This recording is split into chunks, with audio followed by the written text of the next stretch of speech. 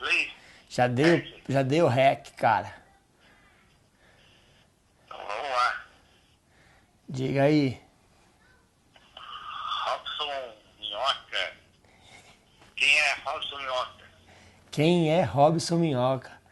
Ô, você sabe que eu acho que até hoje eu não descobri quem que é o Robson Minhoca. Robson Minhoca já foi skatista, já competiu, deu aula de skate, depois foi trabalhar na aviação, odiou a aviação, odiou a indústria, assim, questão de, de negócio, né? Formato de negócio, todo mundo sentadinho ali, um atrás do outro, com várias hierarquias e uma época que a hierarquia era muito rígida, muito padrão. Saí, fui trabalhar em um salão de beleza. Eu fazia sobrancelha definitiva, colocava piercing e administrava todo o salão ali, a agenda do salão. Só que desde moleque o Robson Minhoca filmava skate, filmava o salão, filmava tudo. E aí um dia o Robson Minhoca caiu no vídeo e virou um cinegrafista, mas meio que produtor, meio que cinegrafista, meio que fora dos padrões. Mas hoje eu sou um cinegrafista, um produtor de vídeo. Ah, sim. Então, tem uma pergunta que eu sempre faço para todo mundo, que é o que é infância? O que é infância, mano? Puta, a infância eu tenho assim como alegria, assim, como a inocência. Eu era muito inocente, assim, eu não tinha noção das coisas. Eu era muito pobre, eu vivia apanhando da vida, mas eu não tinha nenhuma noção que aquilo era sofrimento. E a infância, no meu caso, eu acho que a infância é um pouco dura, assim, um pouco difícil.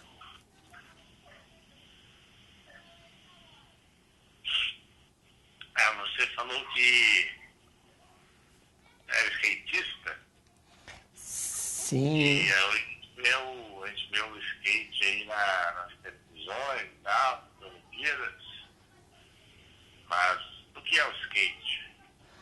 o skate, assim, ó, ele é uma parada libertadora, assim. Principalmente para quem vem das classes mais baixas, assim. Skate, ele abre a sua cabeça de uma forma que depois nenhuma empresa, nenhuma indústria consegue te manipular do jeito que ela manipularia se você só fosse uma pessoa normal, não tivesse contato com o skate. Skate é resiliência, né? Qualquer manobra aí que você vai aprender, você não aprende ela em um dia, em 2 dias, e você não aprende ela sem se machucar, sem cair. Então acho que o skate ele é muito mais resiliência do que um esporte em si, né? Que é hoje o esporte olímpico e tal. É, uma vez você me contou que sua mãe não sabia ler, não é isso? Ela não sabe, na verdade. Hum. E o que é ler para você? Tipo, essas coisinhas assim, elas são. O ler, ele é a liberdade, né? Sua carta de alforria. A partir do momento que você sabe ler, que você consegue compreender as coisas, você tem autonomia de decisão, de ler e ler histórias, né? Você lê tipo, histórias de pessoas que têm uma identidade igual à sua, mas mudou a vida. E aí você vai ler isso, né? Hoje ainda você consegue ver um vídeo, mas tem que ler. Eu acho que a leitura, ela é libertadora, assim. A leitura, ela é, tipo, ela é a única coisa que liberta de verdade, assim. Acho que só é liberto quando você consegue, de alguma forma, ler. Por exemplo, minha mãe, ela não sabe ler e ela conseguiu a liberdade entendendo as letras. Hoje ela consegue ir para qualquer lugar de ônibus ou de negócio, porque ela sabe que o desenho daquele ônibus deixa ela no centro da cidade. E o desenho daquele outro ônibus traz ela de volta. Um deixa ela na Lapa, o outro traz ela de volta. Então, mesmo sem ler de uma forma padrão, ela só conseguiu a liberdade quando ela leu ali os desenhos. Então sua mãe entende as letras pelos desenhos, né? Os desenhos são as imagens. Eu sei trabalhar com a imagem O que é imagem? Então eu trabalho com imagem, mas eu não consigo ver isso como um trabalho assim, né? Eu acho que eu só reproduzo o que eu acho de diferente, de bonito em qualquer coisa, assim, em forma de vídeo. Então é tipo, do jeito que a leitura ela é libertadora, eu acho que a imagem ela é sonhadora, assim, né? Porque você pode ler sobre as pirâmides do Egito, mas a imagem das pirâmides do Egito é o que vai fazer você querer ir até lá ou despertar uma curiosidade. Você pode ler sobre um carro, mas a imagem do carro é o que levam pessoas a querer comprar um carro ou ir para a praia. Eu acho que a imagem ela representa o sonho, né? A leitura, a liberdade, mas a imagem ela desenha seu sonho ali. Tipo. Legal. E você falou aí do trabalho, a gente já conversou outras vezes sobre o trabalho, né? O que é o trabalho? O trabalho hoje no meu caso, no caso de quem consegue trabalhar com algum tipo de arte, de poder se expressar criando aí,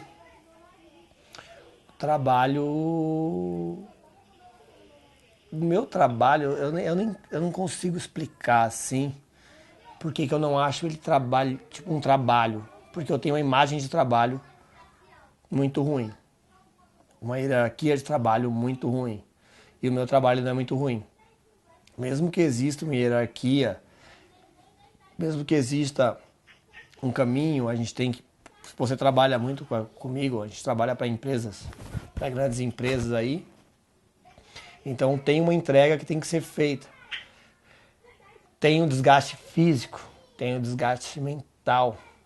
Só que a gente consegue transformar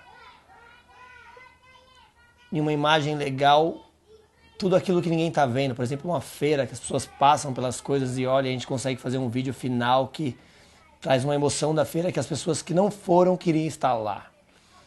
Então eu acho que o trabalho de hoje ele tem que ser cobrado porque a gente precisa pagar nossas contas e precisa viver bem, todo mundo precisa viver bem, ter o mínimo, né? Ou o máximo, depende de cada potencial aí. Mas o trabalho ele tem que ser agradável. Eu acho que o trabalho, eu conheci um trabalho, Vitão, que você gastava 5 dias da sua semana pra na. Puta, uma criançada, tá? Que você gastava aí 5 dias da sua semana pra chegar na sexta-feira e comemorar que a semana acabou. Só que nessa semana a sua vida tava lá, então você comemorava 5 dias a menos de vida. Pra reclamar no domingo que outro dia era segunda. E aí hoje não, eu gosto de estar trabalhando assim. Às vezes quando a semana acaba e eu sei que eu não tenho um trabalho nem pessoal, nem nada assim pra fazer,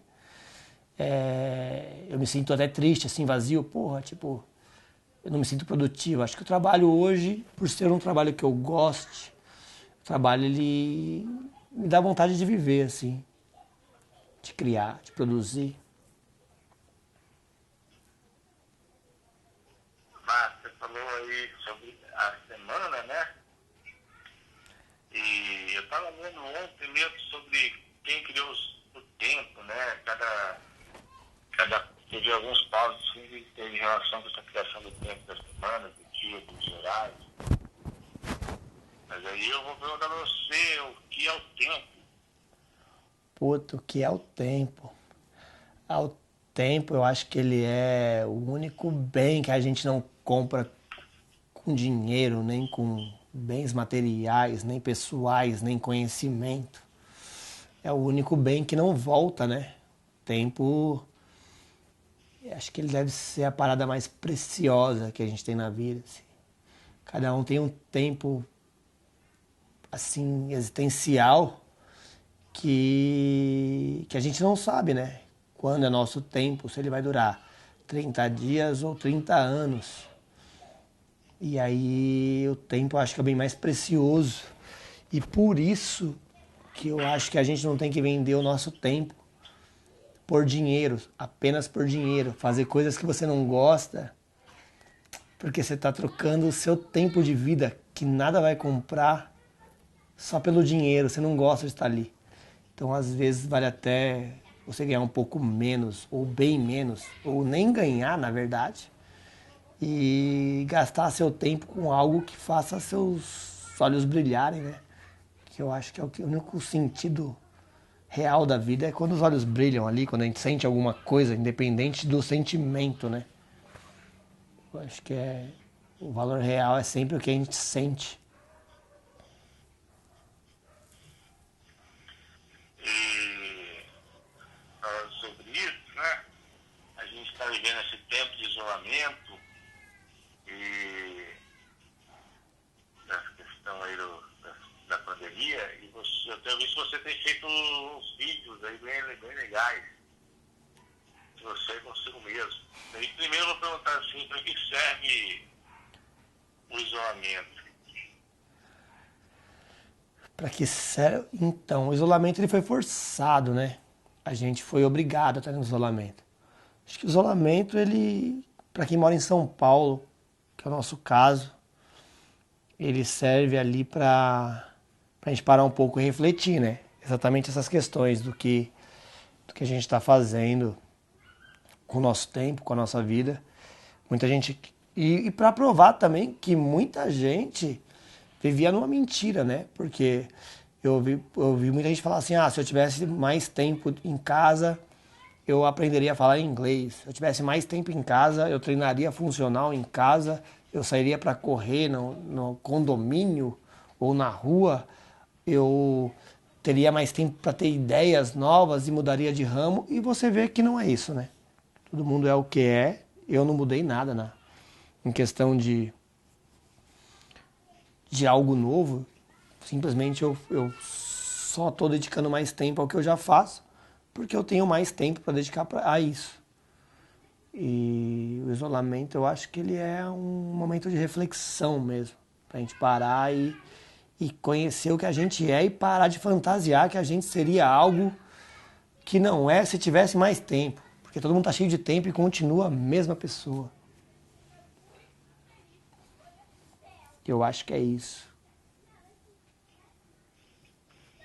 É mesmo porque, né?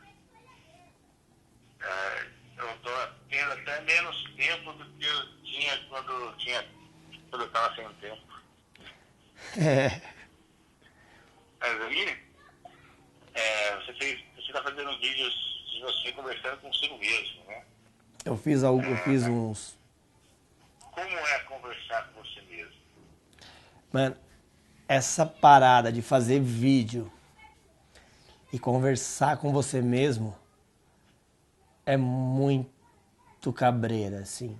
Porque tudo que eu falo ali, ironicamente, que eu penso, que um não tem ritmo, que o outro não sabe administrar as contas, que o outro não sabe administrar relacionamento, que o outro não sabe administrar isso, na verdade, é tudo que eu sou, só que eu tô jogando a culpa em uma outra pessoa, que sou eu mesmo, e fica muito fácil você jogar essa culpa.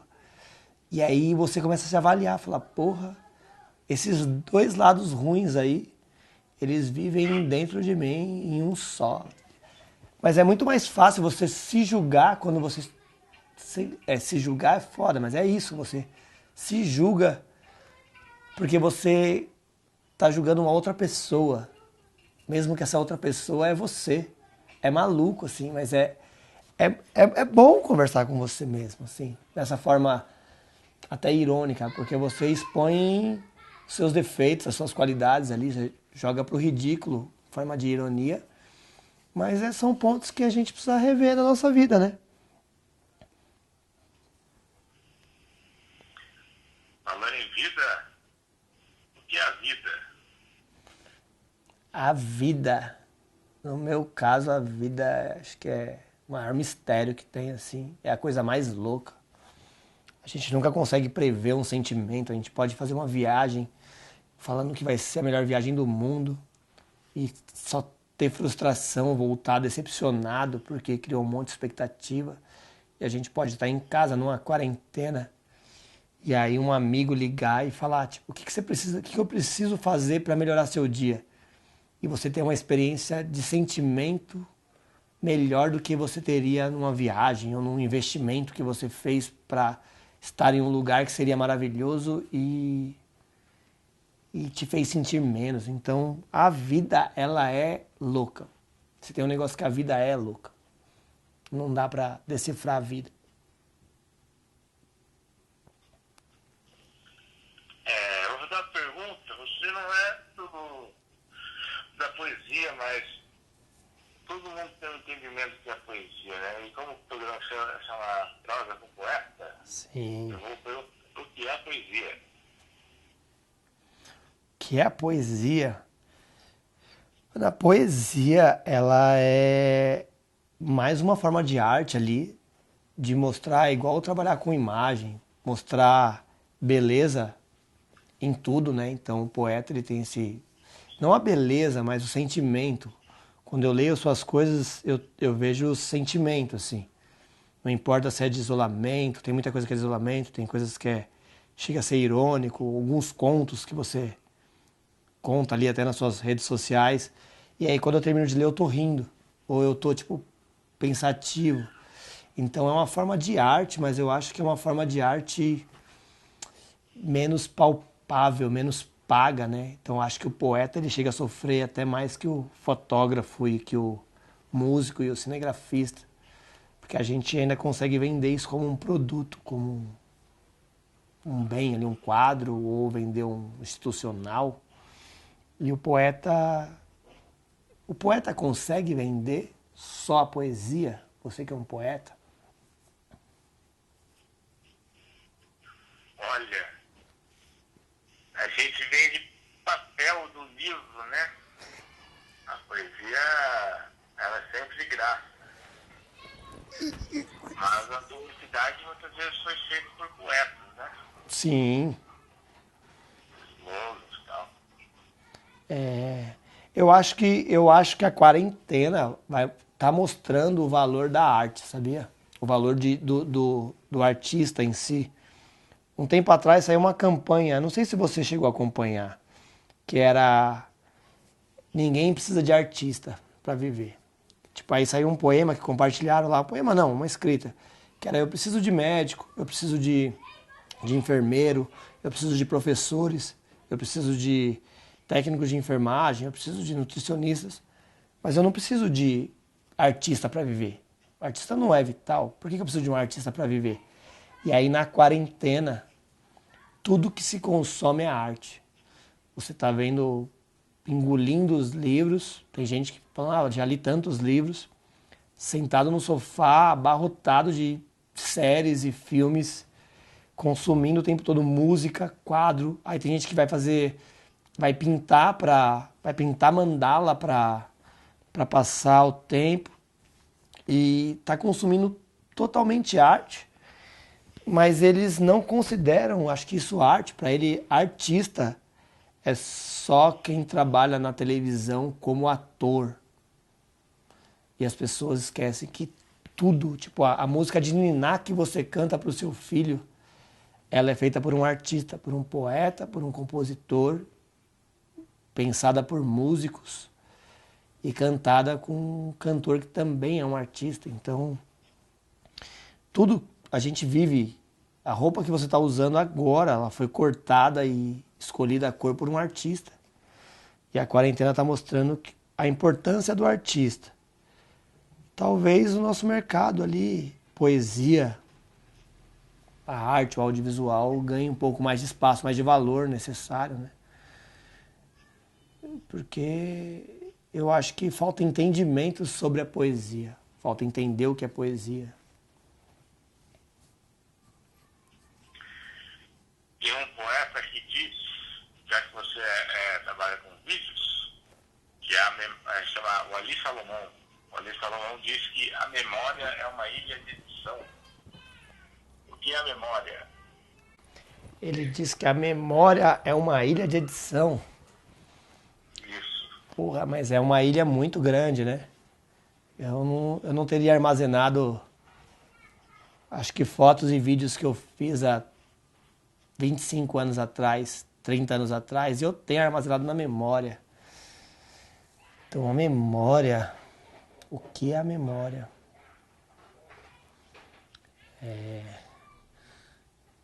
Ela pode ser uma ilha de edição. A memória, ela é um HD, na verdade, né? Um HD super gigante. Porque eu não consigo editar minha memória. Eu consigo até olhar um outro lado dela, quando a gente está mais maduro. Mas ela está lá, já armazenada. Eu não posso ir ali simplesmente e trocar a história, né? Por exemplo, eu tenho uma história que eu perdi o pai com 11 para 12 anos, que ele caiu do telhado. Isso é uma memória. Mas se ela fosse uma ilha de edição, eu voltaria um dia e chamaria ele para ir com a gente no parque e não estaria trocando um telhado naquele sábado, por exemplo. Então é mais um HD do que uma ilha de edição.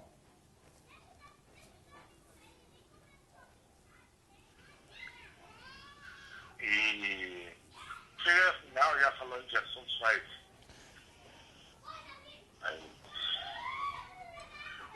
sentimentais, assim, você acabou de falar do seu pai, né? E aí eu ia perguntar a você o que é a perda. Perda? Então, o que é perda, assim?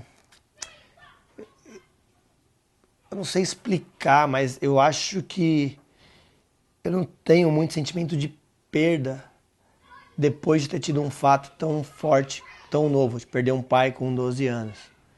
Então a perda ela virou algo que superável, que tipo, te leva a procurar respostas, a querer se informar e eu acho que se a gente não perder nada, a gente não ganha nada também, né? Então, perda ela é necessária, na verdade, né? Ela faz parte da vida, mesmo que a gente não... O nosso sistema, o sistema humano, a humanidade não foi criada para perder. Se você perder dinheiro, você fica revoltado. Se você perder no jogo, você fica revoltado. Então, é a forma que você ficaria se você perder alguém que você gosta. Mas não é assim, na verdade, né? A hora que você perde alguma coisa, você se aprofunda mais ali no que você perdeu para não perder de novo. Então ela te força a ser melhor em alguma coisa. Eu perdi meu pai e era um apego que eu tinha muito forte, que eu não tinha mais como fazer o que eu queria ter feito, ser um filho mais próximo e tal, mais pegado, mesmo que eu era bastante. E aí, você olha pro lado, eu tenho minha mãe. Então eu não vou fazer essa proximidade, vou ficar mais próximo, vou estar junto da minha mãe ali. Então a gente perde para aprender a não errar de novo, ou não cometer o mesmo erro, né? Porque errar de novo a gente vai, mas não precisa ser o mesmo erro.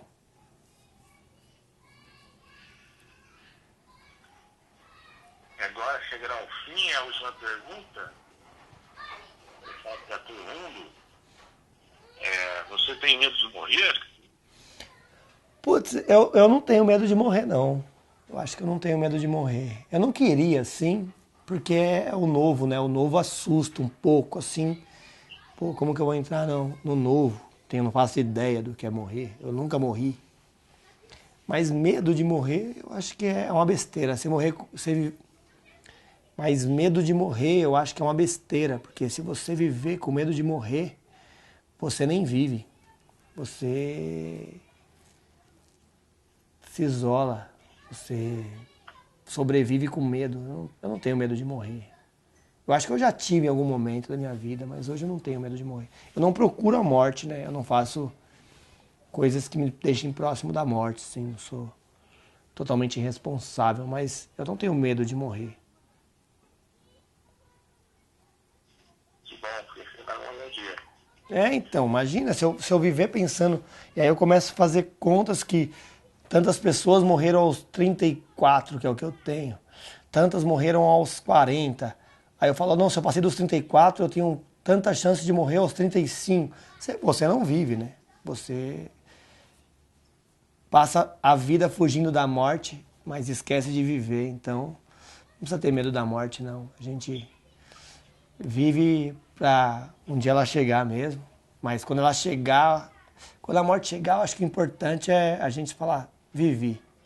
Pronto. Até hoje eu vivi. Ó, tocou o interfone, hein?